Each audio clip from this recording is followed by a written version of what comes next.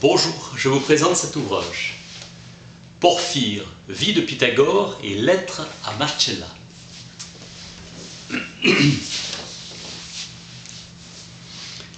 Les 7 sages. Un pêcheur avait vendu à des jeunes gens un filet de poisson, et on trouva un trépied d'or.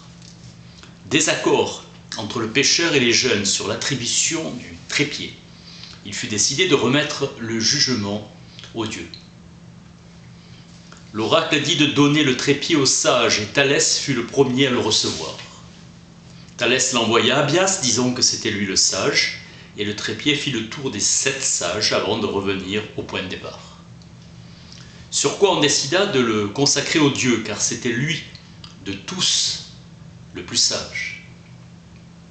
Pythagore, fils de Mnésarque, a vécu à Samos, puis forme à Crotone un groupe de disciples. Puis nous, pour échapper au danger, s'établira à Métaponte. S'est-il suicidé de désespoir à la mort de ses disciples qui ont péri dans les flammes. Attachement héroïque des disciples à leur maître. Jamblique sera plus détaillé sur Pythagore, là où Porphyre abrège. Pour Numénius, le vrai Platon était un second Pythagore. Le pythagorisme tardif est un platonisme sans Socrate ni la dialectique. Platon cite Pythagore dans le livre 10 de la République. Goût du merveilleux chez les historiens comme Ctéias, roman historique qui influença Xénophon. Hérodote s'efforçant d'être honnête. Dénice le pseudo Aéropagite, quand il entendit parler du Christ et de sa marche surnaturelle, il s'en étonna. Car comment un homme peut différer d'un autre par la structure du corps? Dénice commentant l'Évangile. Apollonius, dans sa vie de Pythagore, nomme la mère de Pythagore, Pythaïs, descendante d'Ancée, le fondateur de Samos.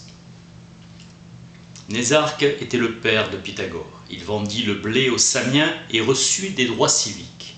Il confia Pythagore à Tyr, aux Chaldéens, puis il fréquenta Phérécyte de Syros.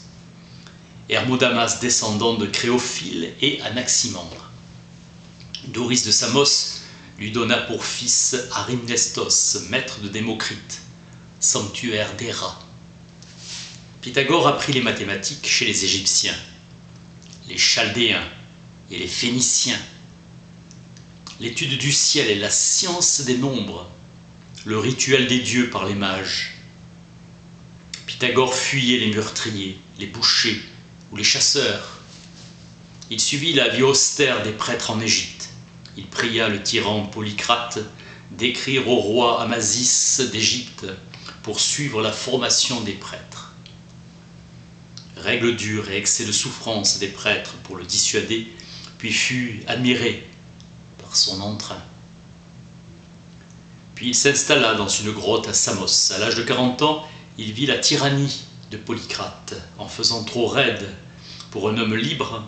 Se faisant trop raide pour un homme libre, il embarqua pour l'Italie. À l'âge de 40 ans, il vit la tyrannie de Polycrate. Puis Mnésarque trouva l'enfant Pythagore et jugea qu'il y avait du divin dans la naissance de l'enfant. Anaximandre lui apprit la géométrie et l'astronomie. Pythagore alla aussi chez les Arabes et chez les Hébreux, qui lui communiquèrent la connaissance des songes, et il pratiqua le premier la divination par l'encens. À Babylone, il rencontra les Chaldéens, et en particulier alla trouver Zoroastre, qui le purifia et lui enseigna de quoi il faut s'abstenir pour rester pur. Il étudia la physiognomique avec Astraeos. Pythagore forma aux cérémonies et à l'astronomie Zalmoxis, que certains nomment Thalès, et les barbares Héraclès. Il s'occupa de l'athlète Euryménès qui vainquit malgré sa petitesse. Il fut le premier à manger de la viande qui fortifia son corps. Pythagore conseillait de lutter, mais pas de vaincre. Supporter la fatigue. Il jugea indécent pour un philosophe de vivre sous la tyrannie de Polycrate. Avec ses intimes régnait un silence exceptionnel. Il disait que l'âme est immortelle et que rien n'est absolument nouveau. Les disciples mirent leurs biens en commun et comptèrent Pythagore parmi les dieux. Il libéra les villes asservies en insufflant des pensées de liberté. Pour l'avoir entendu, Simicos, tyran de Saint-Eurype, déposa le pouvoir et partagea ses biens entre sa sœur et ses concitoyens. Il supprima radicalement les discordes, faire partie du corps le fer qui est les maladies, de l'âme l'ignorance, du ventre le luxe, de la cité la discorde, et de partout la démesure. S'abstenir de fèves, connaître d'avance un nombre, rentre dans les attributions du voyant. Connaître le nombre de poissons dans un filet, par exemple. Il rappelait à chacun ses vies antérieures. On l'a vu le même jour à Métaponte et en Sicile, éloigné de plusieurs jours de distance. Il prédisait avec exactitude les tremblements de terre, détourna les pestes et les chutes de grêle et calma la mer. Chassevent était le surnom d'Empédocle. Pythagore pouvait voyager dans les airs et être vu à 2 endroits. Il était sensible à l'harmonie universelle des sphères.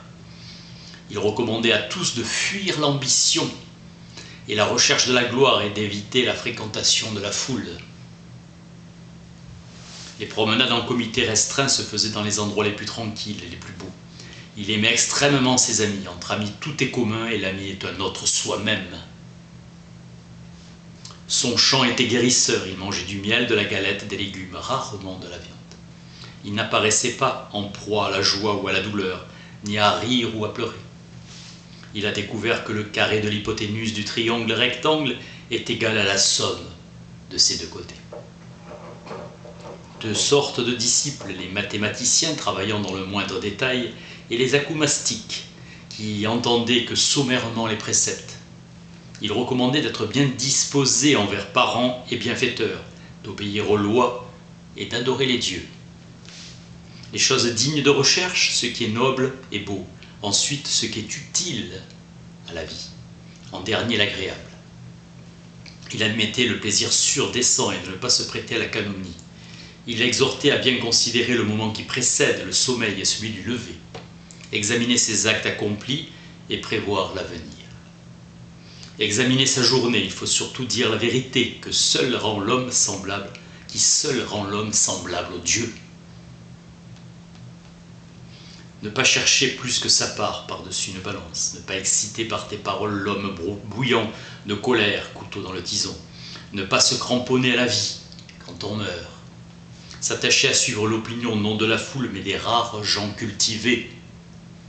Il professait une philosophie dont le but était de délivrer et d'affranchir totalement de ses entraves l'intellect, purifier l'intellect. Contemplation des incorporels, des vraies réalités qui rendent les hommes heureux, entraînement aux mathématiques. Les nombres aident à concevoir et exposer là où la parole ne peut expliquer clairement, représentation par les nombres et figures. Ils ont appelé 1 la raison de l'unité. Chaque nombre correspond à quelque puissance. Dans la nature, tout a un commencement, un milieu et un terme, nombre 3.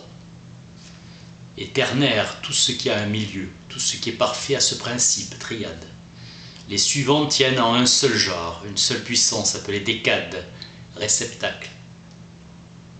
Ainsi aussi font-ils de 10 un nombre parfait, le plus parfait de tous. Car il comprend en lui toutes les différences des nombres, toutes les sphères de raison, toutes les proportions. Si la nature universelle est déterminée par des raisons et des proportions numériques, si elle règle par des raisons numériques tout ce qui naît, s'accroît et atteint son plein développement, et si toute raison, toute proportion, toute forme numérique sont contenues dans la décade, comment ne pourrait-on pas l'appeler nombre parfait ? Les traités étaient écrits en dorien et ce dialecte manque de clarté. Pythagore faisait subir à ces hommes un examen physiognomonique et jaugeait sa nature aux signes qu'il décelait dans son corps. Ainsi il rejeta Cylon de Crotone et cela lui coûta cher par la suite.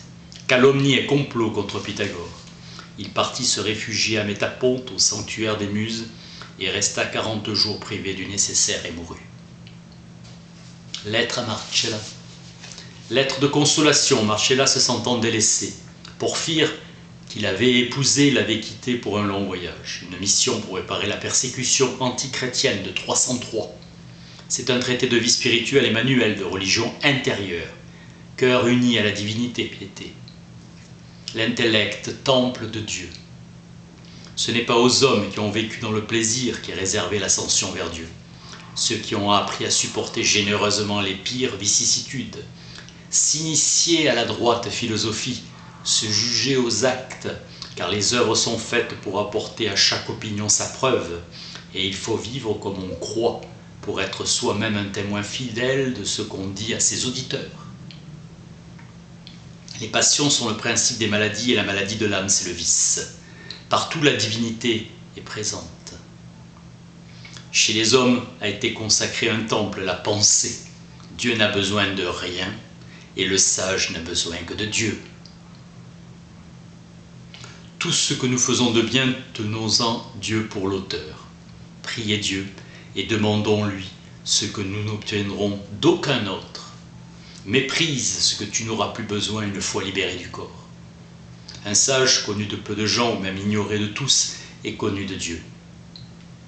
Que l'intellect suive Dieu. Tu honoreras Dieu de la plus excellente manière en lui assimilant ton esprit. L'âme du sage se modèle sur Dieu. Seul est prêtre, le sage. Celui qui pratique la sagesse pratique la science de Dieu. Le mal de l'homme n'a aucun Dieu pour cause. Le cri de la chair, c'est de ne pas avoir faim, ne pas avoir soif, ne pas avoir froid. Vide est le discours du philosophe qui ne guérit aucune des passions humaines. C'est une grande éducation d'apprendre à commander au corps. N'use jamais de tes membres pour le simple plaisir. C'est une grande éducation d'apprendre à commander au corps. Quand tu partages quelque chose entre les serviteurs, accorde une part d'honneur aux plus méritants. L'interprétation des fèves revient à la doctrine métempsychose. Le texte de Porphyre était connu du monde islamique. Grande encyclopédie bibliographique, le Kitab al-Firist Ibn an-Nadim du Xe siècle y consacre une notice. L'histoire complète du trépied en or dans les filets des pêcheurs. L'intellect tire une nourriture pour l'âme qui est comme un corps. Le corps de l'intellect est l'âme raisonnable, c'est elle qu'il nourrit. Le nom de un désigne la simplicité du premier Dieu. Autosuffisance du premier principe. Trois hypostases selon Platon. Le Dieu suprême et le bien. Après lui, le démiurge, enfin l'âme du monde. La divinité a procédé jusqu'à l'âme. À partir du bien naît l'intellect total et toute la substance des étangs. Il a procédé prééternellement. Le deuxième Dieu n'est pas prééternel, il est simplement l'éternité. Pierre Hadot, la métaphysique de Porphyre. 3 degrés successifs d'éducation dans l'Antiquité. Le grammairien, le rhéteur et le philosophe.